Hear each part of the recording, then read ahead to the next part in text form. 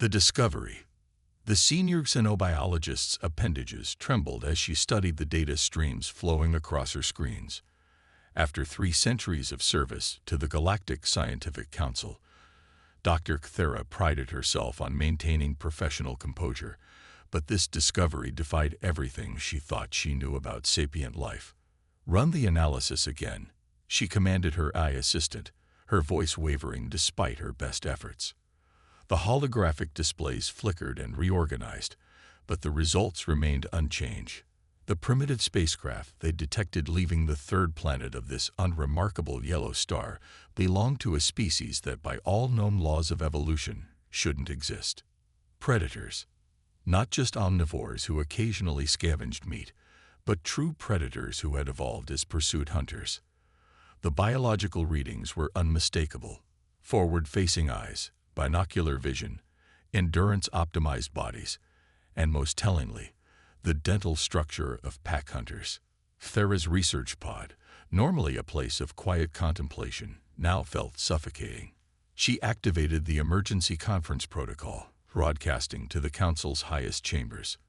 Within moments, the concerned faces of the Galactic Council's leading minds materialized around her. "Honored colleagues," she began, forcing steadiness into her voice, "we have confirmed the existence of what we long theorized impossible, a predator species that has achieved spaceflight." The resulting cascade of questions and exclamations threatened to overwhelm the communication channels. Elder Tulax, his crystalline form pulsing with agitation, raised his resonance above the chaos. "Impossible. The energy requirements alone." "With respect, Elder," Cthera interrupted, "they solved that through cooperation. They're pack hunters who evolved into social groups. The data shows they developed agriculture while maintaining their predatory instincts. They're called humans." The council chambers fell silent as she projected the biological scans. The images showed creatures that seemed built for warfare, omnidirectional joints, high-density muscles, and most disturbingly, hands equally capable of crafting tools or forming weapons. "But the greatest concern," Cthera continued, "isn't their physical capabilities. It's their cognitive adaptation. They've retained their predatory planning abilities, the capacity to model prey behavior, predict movements, and coordinate group actions. Only now they're applying those skills to science, engineering, and space exploration." Ambassador Venra, her leaf-like appendages curling with anxiety, spoke next. "How advanced are they? Perhaps we could establish a quarantine before." A new alert flashed across Cthera's displays, cutting off the ambassador's suggestion. "It's too late for that," she said, enlarging the alert for all to see. "They've already established colonies on their moon and neighboring planet. Their communication networks are filled with plans for interstellar expansion. They're not just looking up at the stars, they're hunting them." Elder Tulax's crystalline form dimmed considerably.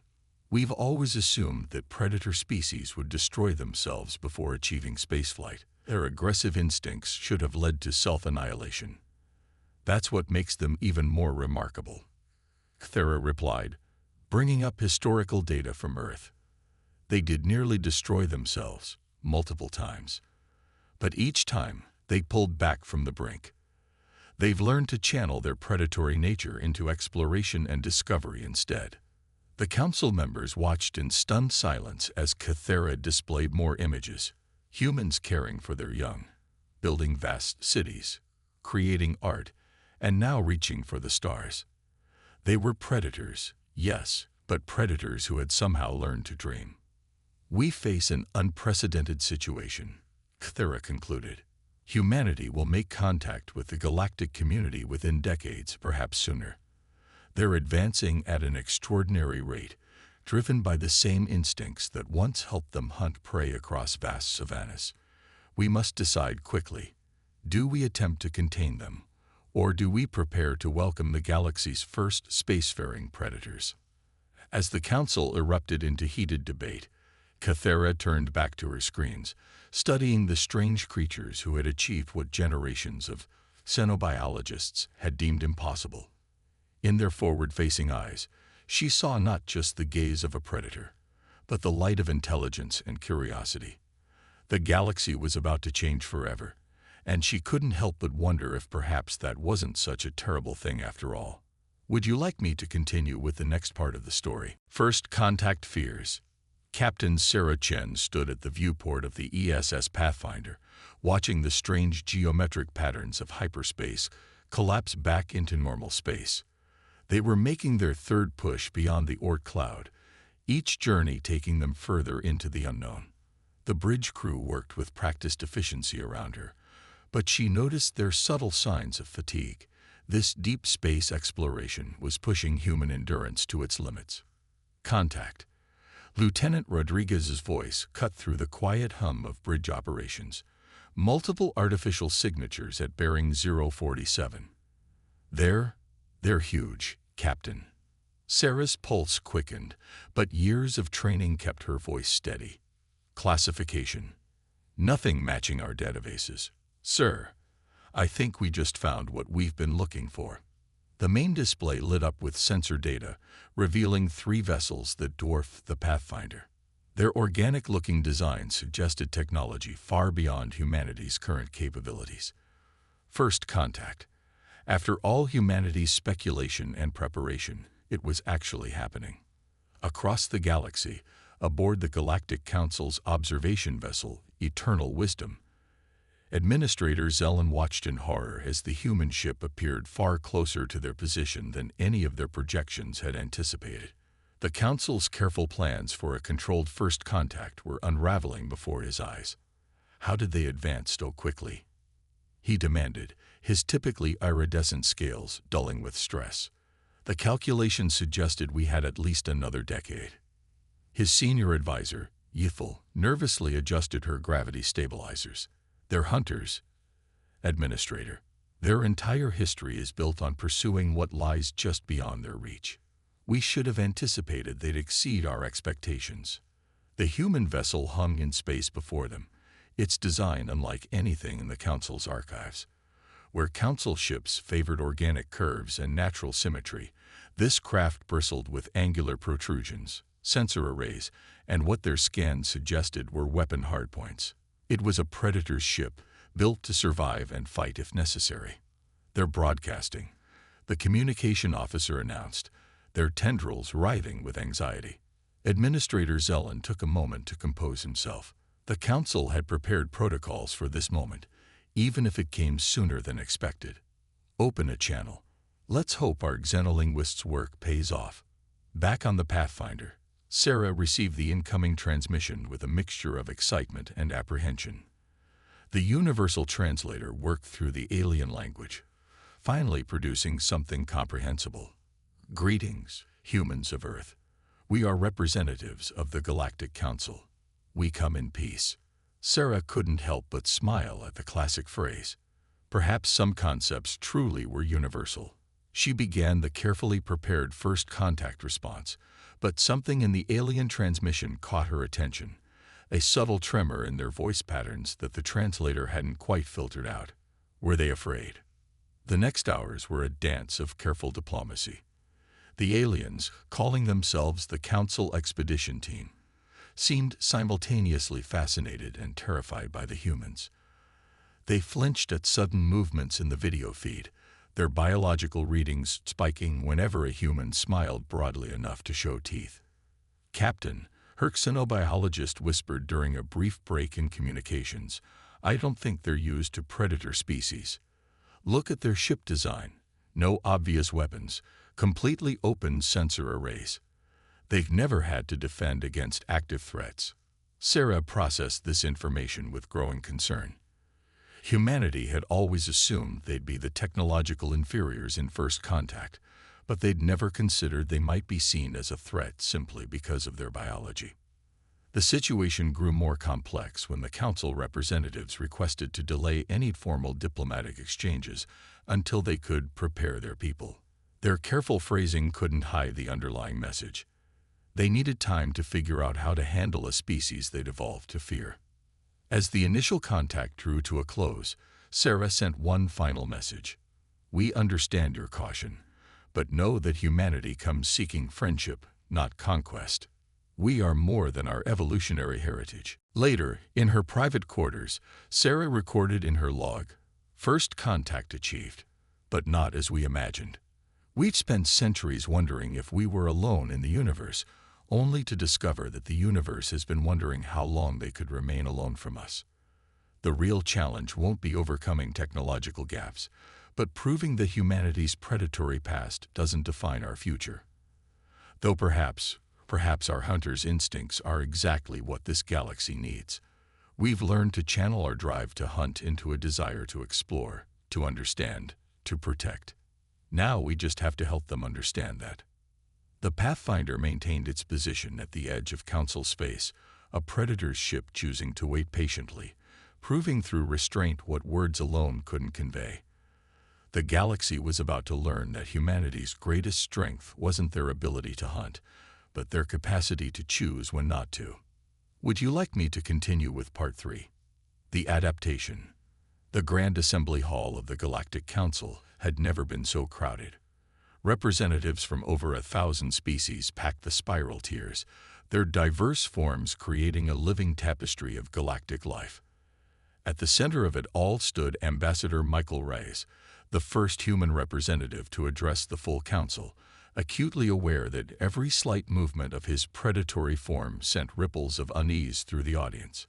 "Distinguished members of the council," he began, his voice carrying across the vast chamber, "I understand your fears. For millions of years, your species evolved to flee from creatures like mine. But today, I ask you to look beyond biology to see what humanity has become." The holographic displays activated around him, showing scenes from Earth, children playing in parks, scientists working in laboratories, artists creating in studios, and astronauts helping construct the first joint human council space station. "Yes, we were born hunters," Michael continued, "but we've evolved to be builders, creators, protectors. Our predatory instincts didn't disappear, they transformed.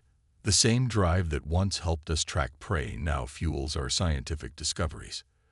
The pack mentality that made us successful hunters now makes us loyal allies." In the upper tiers, Dr. Cathera watched with fascination.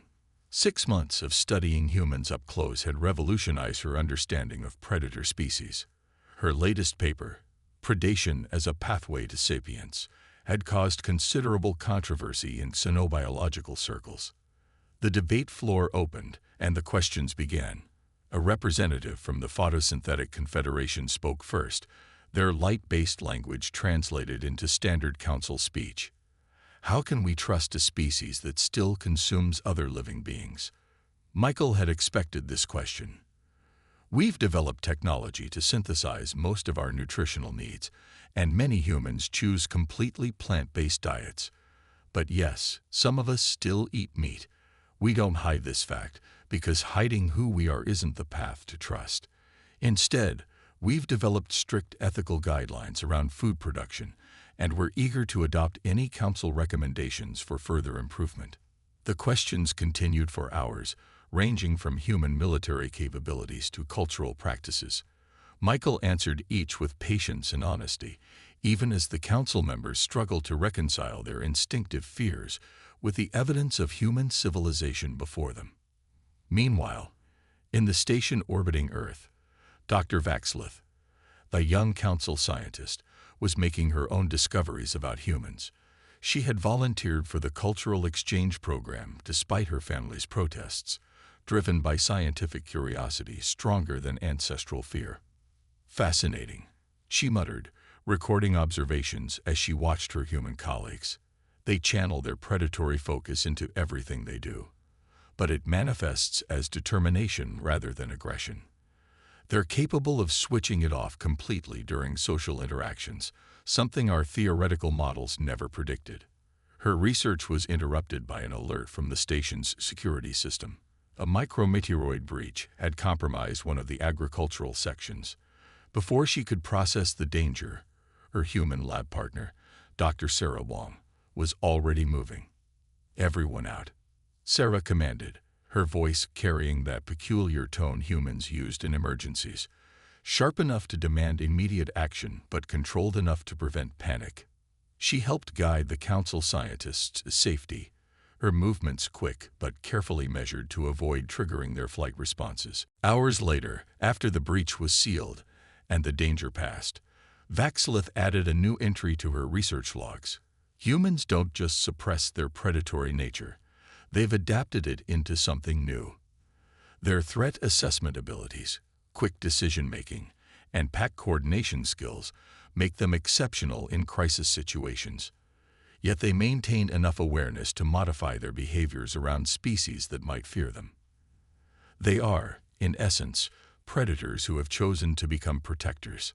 Back in the assembly hall, Michael concluded his address. "We don't ask you to forget your evolutionary warnings. We ask only that you give us the chance to prove that evolution isn't destiny. Humanity has spent its existence learning to be more than what nature intended. Let us show you how our predatory past has shaped us not into the hunters you fear, but into the allies you need." The chamber fell silent as the Council prepared to vote on human membership. Whatever the outcome, the galaxy was beginning to understand that humanity's predator heritage was not a simple matter of threat or safety. It was a complex legacy that had forged a species uniquely equipped to help guide the galaxy into an uncertain future. Would you like me to continue with Part 4? Crisis Point. The emergency alert pierced through every communication channel in Council space, its urgent frequency pattern triggering ancient warning instincts in 1,000 species. The Void Swarm, a phenomenon previously thought to be mere scientific theory, had emerged from the galactic core. Admiral Elena Santos stood on the bridge of the ESS Huntress, watching the tactical display with the focused intensity that had made her ancestors apex predators. The swarm wasn't just a threat. It was a challenge humanity had unknowingly spent millennia preparing to face. "They're not just mindless destroyers," she explained to the assembled Council representatives, their forms flickering in holographic projection. "They're hunters, like our ancient selves, but they never evolved beyond that point. No culture, no technology beyond biological weapons, no purpose except consumption." The Council's defense fleets, magnificent in their size and aesthetics, had proved devastatingly ineffective against the swarm. Their ships, designed for peace and exploration, lacked the predatory edge needed to counter this threat. The herbivorous species that dominated galactic society had never developed the tactical thinking required for warfare. "The swarm uses pack hunting techniques," Elena continued, her voice carrying the calm certainty of a predator assessing prey. "We recognize their patterns because they mirror strategies our own species used millions of years ago. But we've evolved beyond simple hunting. We've learned to counter these tactics, to think strategically, to protect rather than just pursue." In the science division of the Joint Fleet, Dr. Cthera worked alongside human researchers, her fear of their predatory nature now transformed into appreciation. "Their pattern recognition abilities are extraordinary," she reported to the Council. "They can predict the swarm's movements because they instinctively understand predatory behavior. They're not just fighting the swarm, they're out hunting the hunters." The first major engagement proved her right. Human ships moved with controlled aggression, their tactics millennia more sophisticated than the swarm's primitive hunting patterns. Where Council ships tried to overwhelm with superior technology, human vessels executed complex maneuvers that turned the swarm's hunting instincts against them. "They're operating on pure predatory logic," Elena explained as her fleet corralled another swarm segment. "They can't resist pursuing apparent prey. So we give them targets, lead them into kill zones, then strike from multiple angles, just like our ancestors did when hunting larger predators." The war against the swarm became a grinding campaign of attrition, but humanity's presence transformed the nature of the conflict. Human tactical advisors taught Council species to overcome their flight instincts, to stand and fight strategically. Human engineers helped modify Council ships, adding defensive capabilities that their peace-loving designers had never considered necessary. In the midst of battle, something unprecedented began to emerge. A true synthesis of human and Council capabilities. Council ships, with their superior technology enhanced by human tactical innovations, became formidable defenders of civilized space. The herbivorous species' natural caution complemented human aggressive instincts, creating balanced battle strategies that the purely predatory swarm couldn't counter. During a crucial battle over a populated council world, Alina witnessed this partnership reach its full potential. Her human crews worked seamlessly with council ships, their predatory focus tempered by the council species' inherent desire to preserve life. Together, they weren't just fighting the swarm, they were protecting the galaxy that all sapient species called home. "We're not just hunters anymore," Alina transmitted to the fleet as they drove the swarm back from another sector. "We're guardians.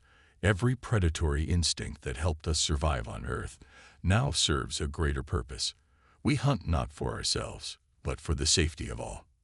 In the council chambers, watching the battle feeds, the representatives began to understand a fundamental truth. Humanity's predatory nature, which they had so feared, was exactly what the galaxy needed. They were witnessing the final evolution of the predator, from hunter to protector, from threat to shield. The Void Swarm had expected to find easy prey in civilized space. Instead, they had encountered something unprecedented. Predators who had transformed their hunting instincts into a force for defense, backed by the technological prowess of a galaxy of peaceful species. It was a combination that would reshape the future of galactic society forever. Would you like me to conclude with Part 5? New Understanding. A century after first contact, the Galactic Council's Grand Chamber looked very different. Human delegates sat among the representatives of 1,000 worlds, their presence no longer causing ripples of instinctive fear. Above them, a new symbol had been added to the ancient council crest. Earth's predatory eagle now flew alongside the peaceful grazing creatures of older member species. Chancellor Helena Martinez, the first human to lead the council, stood before the assembly to commemorate the centennial of humanity's integration into galactic society. The scarring on her face from the Void Swarm War had become a symbol of humanity's dedication to protecting their galactic neighbors. 100 years ago, she began, her voice carrying across the chamber. We were seen as an evolutionary impossibility, predators who had somehow achieved spaceflight. Today, we stand as proof that nature's blueprint is not destiny, that what evolution creates, wisdom can transform. The holographic displays activated, showing scenes from across the galaxy. Human military advisors trained council defense forces, teaching them to overcome their flight instincts, not to become predators, but to stand firm in defense of their worlds. In research stations, human scientists worked alongside council specialists, their predatory focus now directed at hunting answers to the galaxy's greatest mysteries. The Void Swarm taught us all a crucial lesson, Helena continued. The galaxy needs both builders and protectors. The same instincts that once made us fearsome hunters now make us fearsome defenders of peace. We didn't overcome our predatory nature, we elevated it. In the diplomatic quarter of the council station, Ambassador Catal, descendant of those who had first feared humanity's emergence into space, hosted a cultural exchange ceremony. Young council species members watched in fascination as human children played, their mock hunting games now understood not as signs of aggression, but as practice for future roles as protectors. Most significantly, Helena addressed the chamber. We've learned from you as much as you've learned from us. Your natural caution tempers our aggressive instincts. Your dedication to peace gives direction to our protective drives. Together, we've created something unprecedented. A civilization that combines the strength to defend itself with the wisdom to know when not to. The changes were visible throughout council space. Ship designs now incorporated both council efficiency and human defensive capabilities. Colonial ventures paired human explorers' bold drive to push boundaries with council species' careful planning.